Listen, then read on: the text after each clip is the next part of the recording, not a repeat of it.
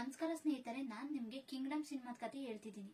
ಈ ಸಿನಿಮಾದಲ್ಲಿ ಮೊದಲು ತೋರಿಸ್ತಾರೆ ಬ್ರಿಟಿಷರು 1920ರಲ್ಲಿ ಶ್ರೀಕಾಕುಳಂ ಪ್ರಾಂತ್ಯದ ಭೂಮಿಲಿ ಸಿಗೋ ಚಿನ್ನಕ್ಕೋಸ್ಕರ ಅಲ್ಲಿ ವಾಸ ಮಾಡ್ತಿದ್ದಂತ ಬುಡಕಟ್ಟು ಜನಾಂಗದ ಜನರನ್ನೆಲ್ಲ ಸಾಯಿಸ್ತಿರ್ತಾರೆ. ಆ ಜನಾಂಗದಲ್ಲಿದ್ದ ಒಬ್ಬ ನಾಯಕ ಮುಂದಿನ ಪೀಳಿಗೆನ ರಕ್ಷಿಸೋಕೋಸ್ಕರ ತನ್ನ ಜನಗಳ ಜೊತೆ ಬ್ರಿಟಿಷರ ಸೈನ್ಯದ ಜೊತೆ ಯುದ್ಧ ಮಾಡ್ತಾ ತನ್ನ ಕೈಲಾದಷ್ಟು ಮಕ್ಕಳನ್ನ ಕಾಪಾಡಿ ಒಂದು ಹಡಗ್ನಲ್ಲಿ ಕಳಿಸ್ಬಿಡ್ತಾರೆ. ನಂತರ ಬ್ರಿಟಿಷರು ಆ ನಾಯಕನ ಸಾಯಿಸಿ ಹೋಗ್ತಿರ್ಬೇಕಾದ್ರೆ ಅಲ್ಲಿ ಸತಂತ ಜನಗಳ ಮಧ್ಯೆ ಇದ್ದ ಒಂದು ಹುಡುಗಿಗೆ ಪ್ರಜ್ಞೆ ಬಂದು ಹಡಗು ಹೋಗ್ತಿರೋದನ್ನ ನೋಡಿ ಅಲ್ಲಿಂದ ಹೊರಡೋಗ್ತಾಳೆ. ಈ ಕಡೆ ಹಡಗ್ನಲ್ಲಿ ಕೂತಂತ ಒಬ್ಬ ಹುಡುಗ ಕೈಯಲ್ಲಿ ನಾಯಕನ ಕಿರೀಟ ಹಿಡ್ಕೊಂಡು ಈ ಜನಾಂಗನ ರಕ್ಷಿಸೋ ವೀರ ಕಾಣಿಸ್ದಾಗ ಈ ಕಿರೀಟನ ಅವನು ಕೊಡು ಅಂತ ತನ್ನ ನಾಯಕ ಹೇಳಿದ ಮಾತನ್ನ ನೆನ್ಪಿಸ್ಕೊಂಡು ತನ್ನ ಮನ್ಸಿನಲ್ಲೇ ಆ ವೀರ ಬಂದು ಮತ್ತೆ ಈ ಸಾಮ್ರಾಜ್ಯನ ಕಟ್ಟೋದ್ ಯಾವಾಗ ಅಂತ ಯೋಚನೆ ಮಾಡ್ತಿರ್ತಾನೆ. ಇದೆಲ್ಲ ನಡೆದು 70 ವರ್ಷಗಳ ನಂತರ ಹೈದರಾಬಾದ್ ನಲ್ಲಿ ಕಾನ್ಸ್ಟೇಬಲ್ ಆಗಿರೋ ಈ ಚಿತ್ರದ ನಾಯಕರಾದ ಸೂರ್ಯ ಅವ್ರನ್ನ ತೋರಿಸ್ತಾರೆ. ಸೂರ್ಯ ಅವರು 18 ವರ್ಷದ ಹಿಂದೆ ಅವ್ರ ಅಪ್ಪನ್ ಸಾಯಿಸಿ ಮನೆ ಬಿಟ್ಟು ಹೋದಂತ ಅವ್ರ ಅಣ್ಣ ಶಿವ ಅವ್ರನ್ನ ಎಲ್ಲಾ ಕಡೆ ಹುಡುಕ್ತಿರ್ತಾರೆ. ಸೂರ್ಯ ಅವರು ಕಮಿಷನರ್ ಆಫೀಸ್ ಬಂದು ಅಲ್ಲಿನ ಕಾನ್ಸ್ಟೇಬಲ್ ಸಹಾಯದಿಂದ ಅವ್ರ ಅಣ್ಣ ಈಗ ಹೇಗ್ ಕಾಣಿಸ್ತಾರೆ ಅಂತ ತಿಳ್ಕೊಳ್ಳೋಕೋಸ್ಕರ ಚಿತ್ರ ಬಿಡಿಸೋರ ಹತ್ರ ಅವ್ರ ಅಣ್ಣನ್ ಚಿಕ್ಕ ವಯಸ್ಸಿನ ಫೋಟೋ ಕೊಟ್ಟು ಚಿತ್ರ ಬಿಡಿಸ್ಕೊಡಿ ಅಂತ ಹೇಳಿ ಹೊರಗ್ ಬರ್ತಾರೆ.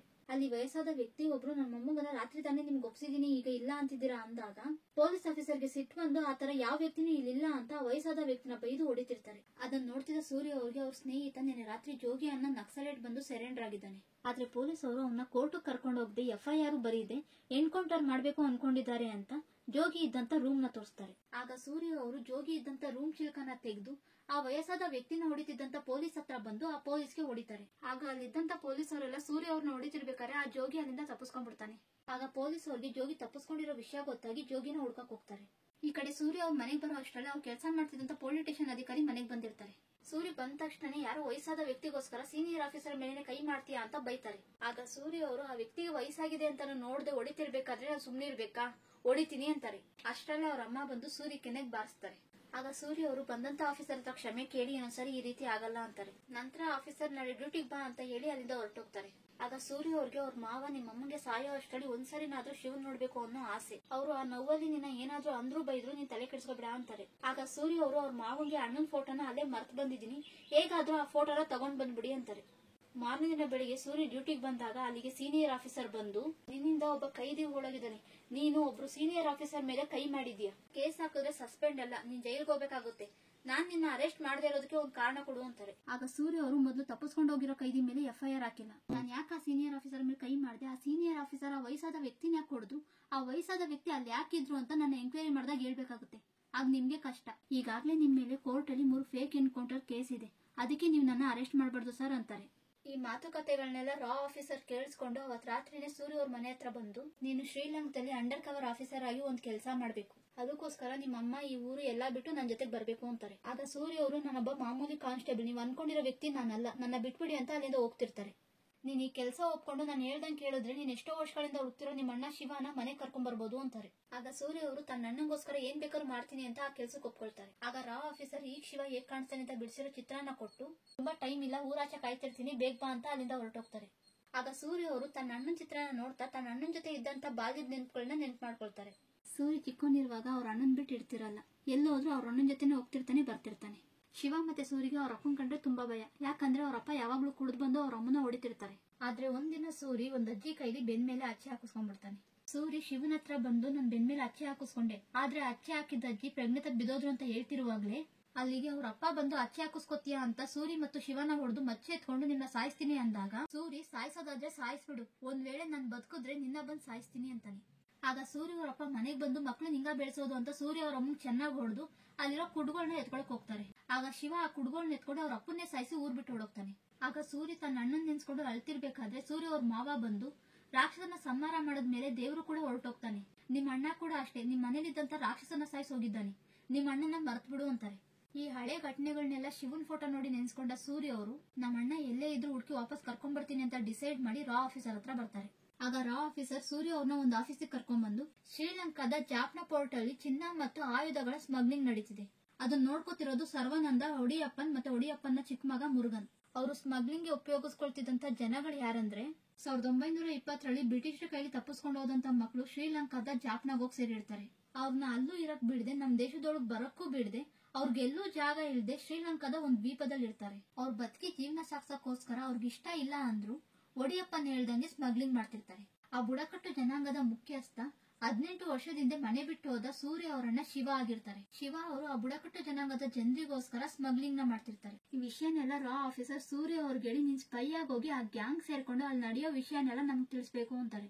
ರಾ ಆಫೀಸರ್ಗೆ ಶಿವ ಮತ್ತು ಅವ್ರ ಗುಂಪು ಶ್ರೀಲಂಕಾದ ಜಾಫ್ನಾ ಜೈಲಲ್ಲಿರೋ ವಿಷಯ ಗೊತ್ತಾಗಿ ಸೂರ್ಯ ಅವ್ರ ಹತ್ರ ಬಂದು, ನಿಮ್ಮ ಅಣ್ಣಂಗೆ ನಿನ್ ಮೇಲೆ ಅನುಮಾನ ಬರದೇ ಇರೋ ಹಾಗೆ ನೀನ್ ನಿಮ್ಮ ಅಣ್ಣನ ಗುಂಪು ಸೇರ್ಕೋಬೇಕು, ಅದಕ್ಕೆ ನಿನಗಿರೋದು 3 ದಿನ ಟೈಮು ಅಂತ ಹೇಳಿ ಸೂರ್ಯ ಅವ್ರನ್ನ ಒಬ್ಬ ಕೈದಿಯಾಗಿ ಶಿವ ಇದ್ದಂತ ಜೈಲಿಗೆ ಕಳಿಸ್ತಾರೆ.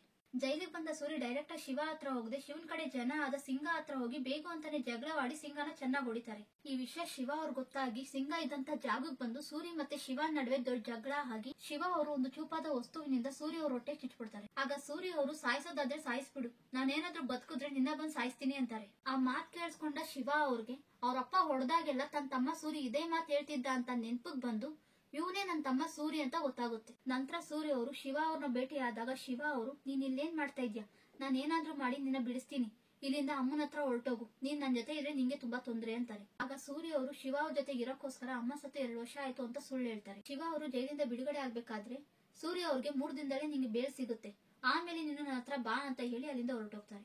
ಈ ಕಡೆ ಜೈಲಲ್ಲಿ ರಾ ಆಫೀಸರ್ ಸೂರ್ಯ ಅವ್ರನ್ನ ಭೇಟಿಯಾಗಿ ಶಿವ ಅವ್ರ ಬಗ್ಗೆ ಎಲ್ಲಾ ಹೇಳಿ ಅಕಸ್ಮಾತ್ ಶ್ರೀಲಂಕಾದ ಪೊಲೀಸರು ಹಿಡಿದ್ರೆ ಈ ಕೋಡ್ ನಂಬರ್ ಹೇಳು ಅಂತ ಒಂದು ಕೋಡ್ ನಂಬರ್ ನ ತೋರಿಸಿ ನೀನ್ ಕೊಡೋ ಇನ್ಫಾರ್ಮೇಶನ್ಗೋಸ್ಕರ ಕಾಯ್ತಿರ್ತೀನಿ ಅಂತ ಚಿತ್ರದ ನಾಯಕಿಯ ಫೋಟೋ ತೋರಿಸಿ ನೀನ್ ಜಾಫ್ನಾಗ್ ಹೋದ್ಮೇಲೆ ಇವ್ರನ್ನ ಭೇಟಿಯಾಗು, ಇವ್ರು ಅಲ್ಲೇ ಡಾಕ್ಟರ್ ಅಂತ ಹೇಳ್ತಾರೆ. ಜಾಫ್ನಾದಲ್ಲಿ ಒಡಿಯಪ್ಪನ್ ಚಿಕ್ಕ ಮಗ ಮುರುಗನ್ ನಮ್ ಕಡೆ ಸ್ಪೈಗಳನ್ನ ಸಾಯಿಸಿದಾನೆ, ಅವನ ಹತ್ರ ಸ್ವಲ್ಪ ಹುಷಾರಾಗಿರು ಅಂತಾರೆ. ಸೂರ್ಯ ಅವರು ಜೈಲಿಂದ ಬಿಡುಗಡೆ ಆದ ತಕ್ಷಣ ಸಿಂಗ ಜೊತೆ ದ್ವೀಪಕ್ಕೆ ಹೋಗ್ಬೇಕಾದ್ರೆ ಅಲ್ಲಿ ಶಿವನ್ ದ್ವೀಪದ ಒಂದು ಹೆಂಗಸಿಗೆ ಹೆರಿಗೆ ನೋವು ಕಾಣಿಸ್ಕೊಂಡು ಡಾಕ್ಟರ್ ಆಸ್ಪತ್ರೆ ಕರ್ಕೊಂಡು ಹೋಗ್ಬೇಕು ಅಂತಾರೆ. ಆಗ ಅಲ್ಲಿಗೆ ಮುರುಗನ್ ಬಂದು ಸಿಂಗಾಗೆ ಇಲ್ಲಿನ ರೂಲ್ಸ್ ಮರ್ತೋಯ್ತಾ, ಹೆಂಗಸ ಯಾರು ನಿಮ್ ದ್ವೀಪದಿಂದ ಆಚೆ ಬರಬಾರ್ದು ಅಂತ ಗೊತ್ತಿಲ್ವಾ ನಿನ್ಗೆ ಅಂತಾನೆ. ಅದನ್ನ ಕೇಳಿಸ್ಕೊಂಡ ಡಾಕ್ಟರ್ ಅಲ್ಲೇ ಆ ಹೆಂಗಸಿಗೆ ಹೆರಿಗೆ ಮಾಡಿಸಿ ಮಗುನ್ ಮಾತ್ರ ಆಸ್ಪತ್ರೆ ಕರ್ಕೊಂಡು ಹೋಗ್ತಾರೆ. ಆ ಹೆಂಗಸಿಗೆ ಹುಟ್ಟಿದ ಮಗು ಮುಖನ ನೋಡಕ್ ಬಿಡದೆ ಮತ್ತೆ ದ್ವೀಪಕ್ಕೆ ಕಳಿಸ್ಬಿಡ್ತಾರೆ. ಸೂರ್ಯ ದ್ವೀಪಕ್ಕೆ ಬಂದಾಗ ಅಲ್ಲಿರೋರ್ಗೆ ಯಾರಿಗೂ ಇಷ್ಟ ಆಗ್ತಿರಲ್ಲ, ಯಾಕಂದ್ರೆ ಅವನು ಹೊರಗಡೆಯಿಂದ ಬಂದ ವ್ಯಕ್ತಿ ಅಂತ. ಆಗ ಶಿವ ಬಂದು ಇವನ್ ನನ್ನ ತಮ್ಮ, ಇವನ್ಗೆ ನನ್ ಬಿಟ್ರೆ ಬೇರೆ ಯಾರು ಇಲ್ಲ, ನನ್ ಜೊತೆನೇ ಇರ್ತಾನೆ ಅಂತ ಹೇಳಿ ಶಿವ ತನ್ನ ಮನೆಗೆ ಸೂರ್ಯನ ಕರ್ಕೊಂಡು ಹೋಗ್ತಾನೆ. ಅಲ್ಲಿ ಶಿವ ಅವ್ರಿಗೆ ಹೆಂಡತಿ ಮತ್ತೆ ಒಬ್ಬ ಮಗ ಇರ್ತಾನೆ. ಅಷ್ಟರಲ್ಲೇ ಶಿವ ಅವ್ರಿಗೆ ಒಂದ್ ಕೆಲ್ಸ ಬರುತ್ತೆ, ಒಂದ್ ಸ್ಥಳಕ್ಕೆ ಹೋಗಿ ಗೋಲ್ಡ್ ಬಿಸ್ಕೆಟ್ ಗಳನ್ನ ತರಬೇಕು ಅಂತ. ವಿಷಯನ ಸೂರ್ಯ ಅವ್ರು ಕೇಳಿಸ್ಕೊಂಡು ಡಾಕ್ಟರ್ ಹತ್ರ ಬಂದು ಹೇಳ್ತಾರೆ, ಯಾಕಂದ್ರೆ ಅವರು ಒಬ್ರು ಸ್ಪೈ ಆಗಿರೋದ್ರಿಂದ.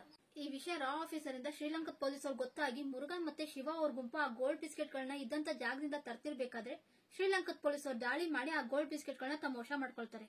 ಅಲ್ಲಿಂದ ಮುರುಗನ್ ಮತ್ತು ಶಿವ ಅವ್ರ ಗುಂಪು ಪೊಲೀಸರ ಕೈಯಿಂದ ತಪ್ಪಿಸ್ಕೊಳ್ತಾರೆ. ಆದ್ರೆ ಮುರುಗನ್ ಶಿವ ಅವ್ರ ಗುಂಪಿನ 5 ಜನರನ್ನ ಇಟ್ಕೊಂಡು ಇವರಲ್ಲೇ ಯಾರೋ ಒಬ್ಬ ಸ್ಪೈ ಇದ್ದಾನೆ ಅಂತ ಎಲ್ಲರನ್ನೂ ಹೊಡಿತಿರ್ಬೇಕಾದ್ರೆ ಅದ್ರಲ್ಲಿ ಒಬ್ಬ ಸತ್ತೋಗ್ತಾನೆ. ಇದೆಲ್ಲ ಶಿವ ಅವ್ರು ಗೊತ್ತಾಗಿ ಮುರುಗನ್ ಹತ್ರ ಬಂದು ನಾವೆಷ್ಟೋ ವರ್ಷಗಳಿಂದ ನೀವ್ ಹೇಳ್ದಂಗೆ ಕೆಲಸ ಮಾಡ್ತಿದೀವಿ, ನಾವ್ಯಾಕೆ ನಿಮ್ಗೆ ಮೋಸ ಮಾಡ್ಬೇಕು ಅಂತಾರೆ. ಅಷ್ಟರಲ್ಲಿ ಒಡಿಯಪ್ಪನ್ ಬಂದು ಪೊಲೀಸ್ ಅವ್ರಿಗೆ ಈ ವಿಷಯ ಯಾರು ಹೇಳಿದ್ರು ಅಂತ ಗೊತ್ತಾಗೋವರೆಗೂ ಆ 4 ಜನನ್ ಬಿಡಲ್ಲ. ಆ ಗೋಲ್ಡ್ ಬಿಸ್ಕೆಟ್ ನಿಮ್ ಪ್ರಾಣಕ್ಕಿಂತ ಜಾಸ್ತಿ ಅಲ್ಲ, ಆದ್ರೆ ಮುಂದೆ ಒಂದ್ ದೊಡ್ಡ ಕೆಲಸ ಬರೋದಿದೆ, ನಮ್ಮಲ್ಲಿರೋ ಒಬ್ಬ ಸ್ಪೈ ಇಂದ ಆ ಕೆಲಸ ಹಾಳಾದ್ರೆ ನಮ್ಗೆಲ್ಲ ತೊಂದರೆ ಆಗುತ್ತೆ ಅಂತ ಹೇಳ್ತಿರ್ಬೇಕಾದ್ರೆ ಸೂರ್ಯ ಅವ್ರು ಬಂದು ಆ ಗೋಲ್ಡ್ ಬಿಸ್ಕೆಟ್ ಗಳನ್ನ ವಾಪಸ್ ತಂದ್ರೆ ಸರಿ ಅಲ್ವಾ ಅಂತಾರೆ. ಆಗ ಸರ್ವನಂದ ಆ ಗೋಲ್ಡ್ ಬಿಸ್ಕೆಟ್ ಗಳನ್ನ ತಂದ್ಕೊಟ್ಬಿಟ್ಟು ನಿಮ್ ಜನಗಳನ್ನ ಕರ್ಕೊಂಡು ಹೋಗಿ. ಆಗ ಸೂರ್ಯ ಅವರು ಅಷ್ಟೇ ಅಲ್ಲ, ನಮ್ಗೆ ಇನ್ನೂ ಒಂದ್ ಕೆಲಸ ಆಗ್ಬೇಕು, ದೀಪದಲ್ಲಿರೋ ಮೀನಾಕ್ಷಿಗೆ ದೀಪದಿಂದ ಹೊರಗ್ ಬಂದು ಆಸ್ಪತ್ರೆಲಿರೋ ಅವ್ರ ಮಗುನ್ ನೋಡಕ್ ಬಿಡ್ಬೇಕು ಅಂತಾರೆ. ಆಗ ಮುರುಗನ್ ಇಲ್ಲಿರೋ ಕೆಲವು ರೂಲ್ಸ್ ಗಳನ್ನ ಚೇಂಜ್ ಮಾಡಕ್ ಆಗಲ್ಲ ಅಂತಾರೆ. ಆಗ ಸರ್ವನಂದ್ ಸೂರ್ಯ ಅವ್ರಿಗೆ ನಾನು 3 ದಿವಸದಲ್ಲೇ ನೇವಾ ಬ್ಲೇಸ್ ಇಂದ ಗೋಲ್ಡ್ ನ ಕೊಲಂಬೋಗ್ ಶಿಫ್ಟ್ ಮಾಡ್ತಿದ್ದಾರೆ, ನಿನಗಿರೋದು ಅದೊಂದೇ ಅವಕಾಶ ಅಂತಾರೆ. ಆಗ ಶಿವ ಮತ್ತೆ ಸೂರ್ಯ ಅವರು ದ್ವೀಪಕ್ಕೆ ಬಂದು ಪೊಲೀಸ್ ಅವರಿಂದ ಆ ಗೋಲ್ಡ್ ಬಿಸ್ಕೆಟ್ ಗಳನ್ನ ಯಾವ ರೀತಿ ತರಬೇಕು ಅಂತ ಯೋಚನೆ ಮಾಡಿ ಅದಕ್ಕೆ ಬೇಕಾದ ತಯಾರಿಗಳನ್ನ ಮಾಡ್ಕೊಂಡು ಶ್ರೀಲಂಕಾದ ಆರ್ಮಿ ಅವರು ಆ ಗೋಲ್ಡ್ ಬಿಸ್ಕೆಟ್ ಗಳನ್ನ ಕೊಲಂಬೋಗ್ ತಗೊಂಡ್ ಹೋಗ್ತಿರ್ಬೇಕಾದ್ರೆ ಸೂರ್ಯ ಮತ್ತು ಶಿವ ಅವ್ರ ಗುಂಪು ಸೇರ್ಕೊಂಡು ಆರ್ಮಿ ಆಫೀಸರ್ ಗಳ ಕಣ್ ತಪ್ಪಿಸಿ ಆ ಗೋಲ್ಡ್ ಬಿಸ್ಕೆಟ್ ಗಳನ್ನೆಲ್ಲ ಕದ್ದು ಒಂದ್ ಲಾರಿ ಹಾಕೊಂಡು ತಗೊಂಡ್ ಹೋಗ್ತಿರ್ತಾರೆ. ಆದ್ರೆ ಒಂದ್ ಸೇತುವೆ ಮೇಲೆ ಆರ್ಮಿ ಆಫೀಸರ್ ಗಳು ಚೆಕ್ ಪೋಸ್ಟ್ ಹಾಕೊಂಡು ಬರೋ ಗಾಡಿಗಳನ್ನೆಲ್ಲ ಚೆಕ್ ಮಾಡ್ತಿರ್ತಾರೆ. ಅದನ್ನ ನೋಡಿದ ಶಿವ ಅವರು ಅವ್ರ ಕಡೆಯವ್ರನ್ನೆಲ್ಲ ಲಾರಿಯಿಂದ ಕೆಳಗೆ ಇಳಿಸಿ ಸೂರ್ಯ ಅವ್ರಿಗೂ ನೀನು ಇಳಿದೋಗು, ನಾನು ಹಿಂದೆನೆ ಬರ್ತೀನಿ ಅಂತ. ಆಗ ಸೂರ್ಯ ಅವರು ನೀನ್ ಆತರ ಹೇಳ್ತೀಯ ಅಷ್ಟೇ, ನೀನ್ ಬರೋದಿಲ್ಲ, ನೀನ್ ಮೊದ್ಲು ಇಡಿ ಅಂತಾರೆ. ಅಷ್ಟರಲ್ಲೇ ಆರ್ಮಿ ಅವರು ಆ ಲಾರಿ ಮೇಲೆ ಡೌಟ್ ಬಂದು ಆ ಲಾರಿ ಹತ್ರ ಬರ್ತಿರ್ಬೇಕಾದ್ರೆ ಸೂರ್ಯ ಅವರು ಆ ಲಾರಿನ ಸ್ಪೀಡ್ ಆಗಿ ಓಡಿಸಿ ಸೇತುವೆನ ದಾಟ್ಬೇಕು ಅನ್ಕೊಂತಾರೆ. ಆದ್ರೆ ಆರ್ಮಿ ಅವ್ರು ಮಾಡಿದ ದಾಳಿಯಿಂದ ಲಾರಿ ಅರ್ಧದಲ್ಲಿ ನಿಂತೋಗುತ್ತೆ. ಆಗ ಶಿವ ಅವರು ಸೂರ್ಯ ಅವ್ರಿಗೆ ದ್ವೀಪದ ಜನರು ಹುಷಾರು ಅಂತ ಹೇಳಿ ಲಾರಿಯಿಂದ ಕೆಳಗೆ ಇಳಿದು ಒಬ್ರು ಆರ್ಮಿ ಆಫೀಸರ್ನ ಇಟ್ಕೊಂಡು ಅವ್ರಿಗೆ ಗನ್ ಪಾಯಿಂಟ್ ಮಾಡಿ ಉಳಿದಿರೋ ಆರ್ಮಿ ಆಫೀಸರ್ನ ಎದುರಿಸ್ತಾ ಸೂರ್ಯ ಅವ್ರಿಗೆ ಲಾರಿ ತಗೊಂಡು ಇಲ್ಲಿಂದ ಹೊರಟೋಗು ಅಂತಾರೆ. ಆದ್ರೆ ಆರ್ಮಿ ಅವರು ಸೂರ್ಯ ಅವ್ರ ಮೇಲೆ ದಾಳಿ ಮಾಡ್ತಾರೆ. ಆಗ ಸೂರ್ಯ ಅವರು ಅಲ್ಲೇ ಇದ್ದಂತ ಒಂದು ಆರ್ಮಿ ಶೀಲ್ಡ್ ನ ಅಡ್ಡ ಇಟ್ಕೊಂಡು ಒಂದು ಫೋನ್ ಹತ್ರ ಹೋಗ್ತಾರೆ. ಯಾಕಂದ್ರೆ ಸೂರ್ಯ ಅವ್ರನ್ನ ಇಲ್ಲಿ ಕಳಿಸ್ತಂತ ಆರ್ಮಿ ಆಫೀಸರ್ ನೀನೇನಾದ್ರೂ ಶ್ರೀಲಂಕಾದ ಆರ್ಮಿ ಅವ್ರ ಕೈ ಸಿಗಾಕೊಂಡ್ರೆ ಕಂಟ್ರೋಲ್ ರೂಮ್ಗೆ ಫೋನ್ ಮಾಡಿ ಈ ಕೋಡ್ ಹೇಳು, ಆಗ ಅವ್ರು ನಿನ್ನ ಕಾಪಾಡ್ತಾರೆ ಅಂತ ಒಂದ್ ಕೋಡ್ ನ ತೋರಿಸಿರ್ತಾರೆ. ಅದಕ್ಕೋಸ್ಕರ ಸೂರ್ಯ ಅವರು ತನ್ನ ಮತ್ತು ಅಣ್ಣನ ಕಾಪಾಡ್ಕೊಳ್ಳೋಕೋಸ್ಕರ ಕಂಟ್ರೋಲ್ ರೂಮ್ ಗೆ ಫೋನ್ ಮಾಡಿ ಆ ಕೋಡ್ ನ ಹೇಳ್ತಾರೆ. ಆಗ ಅಲ್ಲಿದ್ದಂತ ಆರ್ಮಿ ಆಫೀಸರ್ ಗಳಿಗೆ ಇವರು ಇಂಡಿಯನ್ ಪೊಲೀಸ್ ಅವರು ಅಂತ ಗೊತ್ತಾಗಿ ಸೂರ್ಯ ಅವ್ರನ್ನ ಬಿಟ್ಬಿಡ್ತಾರೆ. ಆಗ ಶಿವ ಅವ್ರಿಗೆ ಸೂರ್ಯ ಒಬ್ಬ ಪೊಲೀಸ್ ಆಫೀಸರ್ ಒಬ್ಬ ಸ್ಪೈ ಆಗಿ ಇಲ್ಲಿಗೆ ಬಂದಿದ್ದಾನೆ ಅಂತ ಗೊತ್ತಾಗುತ್ತೆ. ಶಿವ ಮತ್ತೆ ಸೂರ್ಯ ಅವ್ರು ಹೇಳ್ದಾಗೆ ಗೋಲ್ಡ್ ನ ತಗೊಂಡೋಗಿ ಸರ್ವಾನಂದ ಮತ್ತೆ ಒಡಿಯಪ್ಪನ ಕೈಲಿ ಒಪ್ಪಿಸ್ತಾರೆ. ಆಗ ಒಡಿಯಪ್ಪನ್ ಮುರುಗನ್ಗೆ ಆ 4 ಜನನ ಇವ್ರ ಕೈಲಿ ಒಪ್ಪಿಸಿ ನೀನೇ ದ್ವೀಪದಿಂದ ಮೀನಾಕ್ಷಿನ ಕರ್ಕೊಂಡು ಆಸ್ಪತ್ರೆಗೆ ಹೋಗಿ ಅವ್ರ ಮಗುನ ತೋರಿಸು ಅಂತಾರೆ. ಆಗ ಮುರುಗನ್ ಅವ್ನಿಗೆ ಎಷ್ಟೇ ಅವಮಾನ ಆಗ್ತಿದ್ರು ಮೀನಾಕ್ಷಿನ ಕರ್ಕೊಂಡ್ ಬಂದು ಆಸ್ಪತ್ರೆಯಿಂದ ಅವ್ರ ಮಗುನ ನೋಡಕ್ ಬಿಡ್ತಾನೆ. ಇದನ್ನೆಲ್ಲ ನೋಡ್ತಿದ್ದಂತ ದ್ವೀಪದ ಜನರು ಇದಕ್ಕೆಲ್ಲ ಕಾರಣ ಆದ ಸೂರ್ಯ ಅವ್ರನ್ನ ಆಡ್ತಾ ಹೊಗಳುತ್ತಿರ್ತಾರೆ. ಆಗ ಶಿವ ಅವರು ಸೂರ್ಯ ಅವ್ರನ್ನ ಒಂದ್ ಕಡೆ ಕರ್ಕೊಂಡ್ ಬಂದು ನೀನ್ ಯಾಕೆ ಇಲ್ಲಿಗೆ ಬಂದೆ, ನಿನ್ನಿಂದ ಈ ದ್ವೀಪದ ಜನಗಳಿಗೆ ತೊಂದರೆ ಆಗುತ್ತೆ, ಇಲ್ಲಿಂದ ಹೊರಟೋಗು ಅಂತಾರೆ. ಆಗ ಸೂರ್ಯ ಅವರು ನನ್ಗಿಲ್ಲೊಂದ್ ಕೆಲಸ ಐತೆ, ಅದ್ ಮುಗಿದ್ಮೇಲೆ ನಾನು ನೀನು ನಿನ್ ಕುಟುಂಬ ಎಲ್ಲ ಇಲ್ಲಿಂದ ಹೊರಟೋಗೋಣ ಅಂತಾರೆ. ಅಷ್ಟರಲ್ಲಿ ಸಿಂಹ ಒಬ್ಬ ವ್ಯಕ್ತಿನ ಹಿಡಿದು ಹೊಡಿತಾ ನಮ್ಮ ಬಗ್ಗೆ ಪೊಲೀಸ್ ಅವ್ರಿಗೆ ಇನ್ಫಾರ್ಮೇಶನ್ ಕೊಟ್ಟಿರೋದು ಇವನೇ ಅಂತಾರೆ. ಆಗ ಒದೆ ತಿಂದಂತ ವ್ಯಕ್ತಿ ಇಂಡಿಯಾ ಪೊಲೀಸ್ ಅವ್ರಿಗೆ ನಾವು ಮಾಡ್ತಿರೋ ಕೆಲಸದ ಬಗ್ಗೆ ಇನ್ಫಾರ್ಮೇಶನ್ ಕೊಟ್ರೆ ಇಲ್ಲಿಂದ ಇಂಡಿಯಾಗೆ ಹೋಗೋಕೆ ಎಲ್ಲಾ ವ್ಯವಸ್ಥೆ ಮಾಡ್ಕೊಡ್ತೀನಿ ಅಂತ ಹೇಳಿದ್ರು. ಅದಕ್ಕೆ ಈ ರೀತಿ ಮಾಡ್ದೆ ಅಂತ ಶಿವ ಅವ್ರ ಹತ್ರ ಕ್ಷಮೆ ಕೇಳ್ತಿರ್ತಾನೆ. ಆಗ ದ್ವೀಪದ ಜನಗಳೆಲ್ಲ ನಮ್ ಜೊತೆ ಇದ್ದು ನಮ್ಗೆ ಮೋಸ ಮಾಡ್ತೀಯ ಅಂತ ಅವನ್ನ ಸಾಯಿಸ್ಬಿಡ್ತಾರೆ. ಈ ಕಡೆ ಮುರುಗನ್ ಅವರಪ್ಪ ಒಡಿಯಪ್ಪನ ಹತ್ರ ಬಂದು ಆ ಜನ ನನ್ ನೋಡಿ ನಗ್ತಿದ್ದಾರೆ, ನನಗೆ ಇದೆಲ್ಲ ಸಹಿಸ್ಕೊಳಕ್ ಆಗ್ತಿಲ್ಲ ಅಂತಾನೆ. ಆಗ ಒಡಿಯಪ್ಪ ನಿನ್ಗಾವ ಅವಮಾನಕ್ಕಿಂತ ನನ್ಗೆ ಅವ್ರ ಕಡೆಯಿಂದ ಸಿಗೋ ಲಾಭ ಮುಖ್ಯ ಅಂತಾರೆ. ಆಗ ಮುರುಗನ್ಗೆ ಸಿಟ್ಟು ಬಂದು ತನ್ನ ಅಪ್ಪನೇ ಸ್ವಿಮ್ಮಿಂಗ್ ಪೂಲ್ ಅಲ್ಲಿ ಮುಳುಗ್ ಸಾಯಿಸಿ ಅವ್ರ ಅಪ್ಪನ ಅಧಿಕಾರನ ಮುರುಗನ್ ತಗೊಂತಾನೆ. ನಂತರ ಮುರುಗನ್ ಸರ್ವಾನಂದ್ ಹತ್ರ ಆ ದ್ವೀಪದ ಜನರಂದ್ರೆ ನಾ ಅಪ್ಪಂಗ್ ತುಂಬಾ ಇಷ್ಟ, ನಾ ಅಪ್ಪನ್ ಕೊನೆ ತಕ್ಷಣ ಅವ್ರಿಗೂ ಸಿಗ್ಲಿ, ಅವ್ರನ್ನೆಲ್ಲ ಇಲ್ಲಿ ಕರೆಸಿ ಅವ್ರಿಗೆಲ್ಲ ಊಟದ ವ್ಯವಸ್ಥೆ ಮಾಡಿಸ್ತೀನಿ ಅಂತಾರೆ. ಆಗ ಸರ್ವಾನಂದ್ ಶಿವ ಅವ್ರಿಗೆ ಒಡಿಯಪ್ಪನವ್ರ ಕೊನೆ ದರ್ಶನ ದ್ವೀಪದ ಜನರಿಗೂ ಸಿಗ್ಲಿ, ಅವ್ರನ್ನೆಲ್ಲ ಇಲ್ಲಿ ಕರ್ಕೊಂಬ ಅಂತಾರೆ. ಅವತ್ ರಾತ್ರಿ ಸೂರ್ಯ ಒಬ್ರನ್ನ ಬಿಟ್ಟು ಶಿವ ಮತ್ತೆ ದ್ವೀಪದ ಜನರೆಲ್ಲ ಒಡಿಯಪ್ಪನವ್ರ ಮನೆಗೆ ಬರ್ತಾರೆ. ಆಗ ಮುರುಗನ್ ದ್ವೀಪದ ಜನರನ್ನೆಲ್ಲ ಸತ್ಕರಿಸ್ತಾ ಶಿವನ್ ಮಾತ್ರ ಒಂದ್ ರೂಮ್ ಒಳಗೆ ಕರ್ಕೊಂಡೋಗಿ ಸರ್ವಾನಂದ್ ಕಡೆಯವ್ರ ಮುಂದೆ ನಮ್ ಬಗ್ಗೆ ಪೊಲೀಸ್ ಅವ್ರಿಗೆ ಇನ್ಫಾರ್ಮೇಶನ್ ಕೊಡ್ತಿರೋದು ಈ ಶಿವ ಮತ್ತು ಸೂರ್ಯ ಒಬ್ರು ಅಂತಾರೆ. ಆಗ ಶಿವ ಅವ್ರಿಗೆ ಏನ್ ಮಾಡ್ಬೇಕು ಅಂತ ಗೊತ್ತಾಗದೆ ಸೂರ್ಯ ಅವ್ರನ್ನ ಕಾಪಾಡೋಕೋಸ್ಕರ ನಾನೇ ಆ ಸ್ಪೈ ಅಂತಾರೆ. ಆಗ ಮುರುಗನ್ ನೀನೇ ಸ್ಪೈ ಆದ್ಮೇಲೆ ಈ ದ್ವೀಪದ ಜನಗಳಿಗೂ ಎಲ್ಲಾ ವಿಷಯ ಗೊತ್ತಿರುತ್ತೆ, ಅದಕ್ಕೆ ಇವ್ರನ್ನು ಸಾಯಿಸ್ಬೇಕು ಅಂತಾನೆ. ಆಗ ಶಿವ ಅವರು ನನ್ ಬಿಟ್ರೆ ಬೇರೆ ಯಾರಿಗೂ ಯಾವ ವಿಷಯನೂ ಗೊತ್ತಿಲ್ಲ, ನನ್ ಬೇಕಾದ್ರೆ ಸಾಯಿಸು ಅಂತಾರೆ. ಆಗ ಮುರುಗನ್ ನಿನ್ ಜನರು ಸಾಯೋದನ್ನ ನಿನ್ ಕಣ್ಣಾರೆ ನೋಡು ಅಂತ ಶಿವ ಅವ್ರ ಬೆನ್ಗೆ ಚಾಕುವಿಂದ ಚುಚ್ಚಿ ಊಟ ಮಾಡ್ತಿದ್ದಂತ ದ್ವೀಪದ ಜನರನ್ನೆಲ್ಲ ಒಬ್ಬೊಬ್ಬರನ್ನೇ ಸಾಯಿಸ್ತಾ ಬರ್ತಾರೆ. ಆಗ ಸ್ವಲ್ಪ ದ್ವೀಪದ ಜನರು ಮುರುಘಾ ಮತ್ತೆ ಅವ್ರ ಕಡೆಯವರಿಂದ ತಪ್ಪಿಸ್ಕೊಳ್ತಾ ಮೇನ್ ಗೇಟ್ ವರ್ಗೂ ಬರ್ತಾರೆ. ಆದ್ರೆ ಮೇನ್ ಗೇಟ್ ಬೀಗ ಹಾಕಿದ್ರಿಂದ ಅವ್ರಿಗೆ ಅಲ್ಲಿಂದಾನು ತಪ್ಪಿಸ್ಕೊಳಕ್ ಆಗ್ತಿರಲ್ಲ. ಆಗ ಶಿವ ಅವರು ನನ್ಗೇನಾದ್ರೂ ಪರವಾಗಿಲ್ಲ, ನಮ್ ಜನರನ್ನ ಕಾಪಾಡಬೇಕು ಅಂತ ಒಂದ್ ಜೀಪ್ ನ ತಗೊಂಡು ಸ್ಪೀಡ್ ಆಗಿ ಬಂದು ಗೇಟ್ ನ ಗುದ್ದಿ ಮುರಿದಾಕ್ತಾರೆ. ಆ ಗೇಟ್ ನ ಮುರಿಯೋ ಸಂದರ್ಭದಲ್ಲಿ ಜೀಪ್ ಆಕ್ಸಿಡೆಂಟ್ ಆಗಿದ್ರಿಂದ ಶಿವ ಅವರು ತೀರೋಗ್ತಾರೆ. ಆ ಗೇಟ್ ಓಪನ್ ಆಗಿದ್ರಿಂದ ಸ್ವಲ್ಪ ದ್ವೀಪದ ಜನ ಮತ್ತು ಶಿವ ಅವ್ರ ಮಗ ತಪ್ಪಿಸ್ಕೊಂಡು ದ್ವೀಪಕ್ಕೆ ಹೊರಟೋಗ್ತಾರೆ. ಅದನ್ನ ನೋಡಿದ ಮುರುಗನ್ ಅವ್ರು ಹೋದ್ರೆ ಹೋಗ್ಲಿ, ಫಸ್ಟ್ ಸೂರ್ಯನ ಹುಡುಕಿ ಅವನ್ನ ಸಾಯಿಸ್ಬೇಕು ಅಂತಾರೆ. ಇನ್ನೊಂದ್ ಕಡೆ ಸೂರ್ಯ ಅವರು ನಾನು ಎಷ್ಟೇ ಕರೀತಿದ್ರು ನಮ್ಮ ಅಣ್ಣ ನನ್ನ ಜೊತೆ ಊರಿಗೆ ಬರ್ತಿಲ್ವಲ್ಲ ಅನ್ನೋ ಬೇಜಾರಲ್ಲಿ ಸಿಟ್ಟು ಮಾಡ್ಕೊಂಡು ಡಾಕ್ಟರ್ ಜೊತೆಗಿರ್ತಾರೆ. ಮಾರನೇ ಸೂರ್ಯ ಅವರು ದ್ವೀಪಕ್ಕೆ ಬಂದಾಗ ಅಲ್ಲಿ ತುಂಬಾ ಶವಗಳು ಬಿದ್ದಿರುತ್ತೆ. ಅದ್ರಲ್ಲಿ ಸೂರ್ಯ ಅವ್ರ ಅಣ್ಣ ಅದಕ್ಕೆ ಶವ ಕೂಡ ಇರುತ್ತೆ.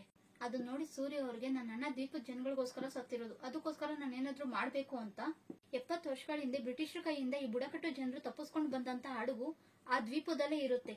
ಆ ಹಡಗನ್ನ ಸೂರ್ಯ ಅವರೊಬ್ಬರೇ ಎಳಿತಿರ್ತಾರೆ. ಅದನ್ನ ಒಬ್ಬ ವಯಸ್ಸಾದ ವ್ಯಕ್ತಿ ನೋಡ್ತಾರೆ. ಇವರು ಬೇರೆ ಯಾರು ಅಲ್ಲ, 70 ವರ್ಷದಿಂದ ಈ ಬುಡಕಟ್ಟು ಜನಾಂಗದ ಮಕ್ಕಳನ್ನ ಕಾಪಾಡಿದಂತ ನಾಯಕ ಒಂದು ಹುಡುಗನ್ಗೆ ತನ್ನ ಕಿರೀಟನ ಕೊಟ್ಟು ಮುಂದೆ ಈ ಜನಾಂಗನ ಕಾಪಾಡೋ ವೀರ ಕಾಣಿಸಿದಾಗ ಈ ಕಿರೀಟನ ಅವನಿಗೆ ಕೊಡು ಅಂತ ಹೇಳಿರ್ತಾರೆ. ಆ ಹುಡುಗನೇ ಈ ವಯಸ್ಸಾದ ವ್ಯಕ್ತಿ. ಅವರಿಗೆ ತಮ್ಮ ನಾಯಕನ ಬೆನ್ಮೇಲಿದ್ದಂತ ಅಚ್ಚೆ ಸೂರ್ಯ ಅವ್ರ ಬೆನ್ಮೇಲೂ ಕಾಣಿಸಿ ತನ್ನ ನಾಯಕ ಹೇಳ್ತಿದ್ದಂತ ವೀರ ಇವನೇ ಅಂತ ಗೊತ್ತಾಗುತ್ತೆ. ಈ ಅಚ್ಚೆ ಸೂರ್ಯ ಅವ್ರ ಬೆನ್ಮೇಲೆ ಹೆಂಗ್ ಬಂತು ಅಂದ್ರೆ ಸೂರ್ಯ ಅವರು ಚಿಕ್ಕ ವಯಸ್ಸಿನಲ್ಲೇ ಒಂದು ಅಜ್ಜಿ ಹತ್ರ ಅಚ್ಚೆ ಹಾಕಿಸ್ಕೊಂಡಿರ್ತಾರೆ. ಈ ಅಜ್ಜಿ ಬೇರೆ ಯಾರು ಅಲ್ಲ, 70 ವರ್ಷದಿಂದ ಬ್ರಿಟಿಷರ ಕೈಲಿ ತಪ್ಪಿಸ್ಕೊಡುವಂತ ಈ ಬುಡಕಟ್ಟು ಜನಾಂಗದ ಹುಡುಗಿಯಾಗಿರ್ತಾರೆ. ಅವರು ತಮ್ಮ ಜನಾಂಗನ ಕಾಪಾಡೋ ಅಂತ ವೀರನ್ನ ಹುಡುಕ್ತಾ ಒಂದಿನ ಸೂರ್ಯ ಅವ್ರು ಕಾಣಿಸಿದಾಗ ಅವ್ರನ್ನೇ ತಮ್ಮ ನಾಯಕ ಅನ್ಕೊಂಡು ಅವ್ರ ಬೆನ್ ಮೇಲೆ ಅಚ್ಚೆ ಹಾಕಿರ್ತಾರೆ. ಸೂರ್ಯ ಅವ್ರ ಬೆನ್ ಮೇಲೆ ಅಚ್ಚೆ ನೋಡಿದಂತ ದ್ವೀಪದ ಜನರಿಗೆ ಇವರೇ ನಮ್ ನಾಯಕ ಅಂತ ಗೊತ್ತಾಗಿ ಎಲ್ಲರೂ ಸೇರಿ ಮತ್ತೆ ಆ ಹಡಗನ ಸಮುದ್ರಕ್ಕೆ ಕೇಳ್ಕೊಂಡ್ ಬರ್ತಾರೆ. ಅದೇ ಹಡಗಿನಲ್ಲಿ ಸೂರ್ಯ ಅವರು ದ್ವೀಪದ ಜನರ ಜೊತೆ ಮುರುಘಾ ಇದ್ದಂತ ಜಾಗಕ್ಕೆ ಬಂದು ಮುರುಗನ್ ಕಡೆಯವ್ರನ್ನೆಲ್ಲ ಶೂಟ್ ಮಾಡಿ ಸಾಯಿಸಿ ತನ್ನ ಅಣ್ಣ ಅತ್ತಿಗೆನ ಸಾಯಿಸಿದಂತ ಮುರುಗನ್ನ ತನ್ನ ಕೈಯಾರೆ ಹೊಡೆದು ಸಾಯಿಸ್ತಾರೆ. ಇದನ್ನೆಲ್ಲ ನೋಡ್ತಿದ್ದಂತ ವಯಸ್ಸಾದ ವ್ಯಕ್ತಿ ಸೂರ್ಯ ಅವ್ರನ್ನ ದ್ವೀಪಕ್ಕೆ ಕರ್ಕೊಂಡ್ ಬಂದು ನಮ್ಮನ್ನ ಕಾಪಾಡೋ ವೀರ ನೀವೇ ಅಂತ ಹೇಳಿ ತನ್ನ ನಾಯಕ ಕೊಟ್ಟಂತ ಕಿರೀಟನ ಸೂರ್ಯ ಅವ್ರಿಗಾಕಿ ಇನ್ ಮುಂದೆ ನೀವೇ ನಮ್ ನಾಯಕ ಅಂತಾರೆ. ಈ ಕಡೆ ಒಡಿಯಪ್ಪನ್ ಮತ್ತೆ ಮುರುಗನ್ ಸತ್ತಿರೋ ವಿಷಯ ಗೊತ್ತಾಗಿ ವಿದೇಶದಲ್ಲಿದ್ದಂತ ಒಡಿಯಪ್ಪನವರ ದೊಡ್ಡ ಮಗ ಸೇತು ಬರ್ತಾನೆ. ಇಲ್ಲಿಗೆ ನಾನು ಹೇಳ್ತಿದ್ದಂತ ಕಿಂಗ್ಡಮ್ ಸಿನಿಮಾದ ಕತೆ ಮುಗಿಯುತ್ತೆ. ನಮಸ್ಕಾರ.